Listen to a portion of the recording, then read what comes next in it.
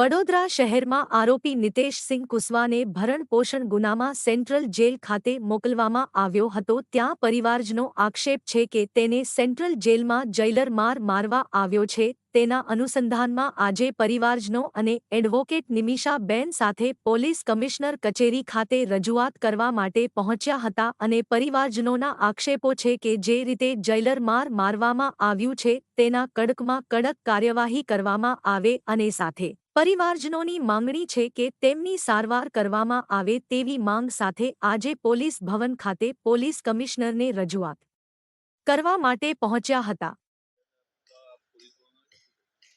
અમારા છોકરાને વિરુદ્ધ ભરણ પોષણનો કેસ હતો. એ 125 મુજબ એને 15 તારીખની રોજ જેલમાં મોકલી આપ્યો છે, એક તરફી ચુકાદા કરીને. અમને ખબર થઈ નથી, એટલે અમને ખબર નથી કે છોકરો જેલમાં છે. અને તે પછી 16 તારીખની રાતે છોકરા માનસિક રીતે બીમાર છે એટલે રાડો પાડતો હતો, તો એને પોલીસવાળાએ કપડાં ઉતારીને અને એનો હાથ બારીમાં બાંધીને અને એને નાગા કરીને પાછળથી લાઠીઓ મારીને એને બેભાન કરી નાખ્યો.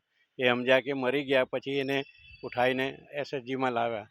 એસએચજીમાં મારા વરખીતા છે, એ લોકોએ અમને ફોન કર્યો, તમારો છોકરો અહીં પડ્યો છે, કે હાથકડી પહેરેલી છે.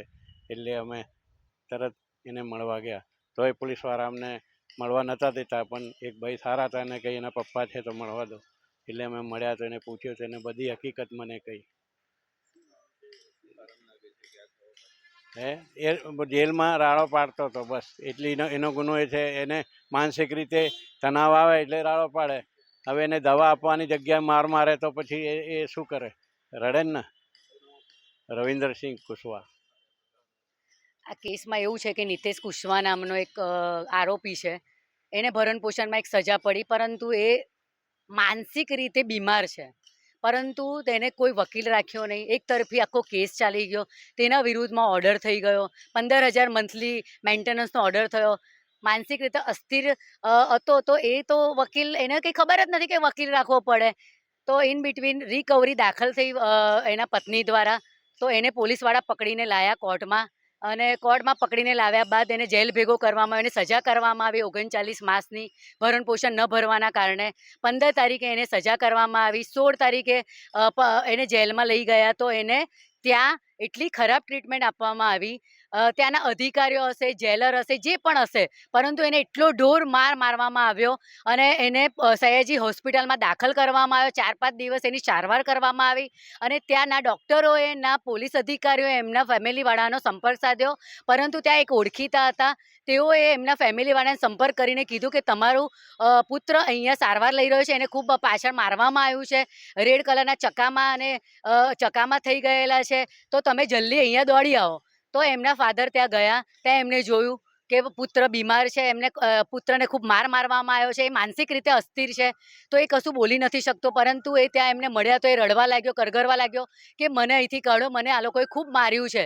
હવે કોણે માર્યું એ અમને કશી જ ખબર નથી, પરંતુ જે બી અધિકારી છે એ જ જવાબદાર કહેવાય. એથી અમે જેલરના વિરુદ્ધમાં ફરિયાદ આપી છે. Police commissioner, Raopura police station તેમજ ઉપલી અધિકારીને પણ ફરિયાદ અમે આપી છે, અને ગૃહમંત્રીને પણ અમે ફરિયાદ આપી છે. જો આવી રીતે જેલમાં આરોપીઓ સેફ ના હોય તો એ ગંભીર પ્રકારની ઘટના છે. તેઓ વિરુદ્ધમાં એક્શન લેવામાં આવે, તેઓને સસ્પેન્ડ કરવામાં આવે, એવી અમારી માંગ છે. અને તેમના વિરુદ્ધમાં કડકમાં કડક પોલીસ દ્વારા પણ કાર્યવાહી કરવામાં આવે, એવી અમારી માંગ છે.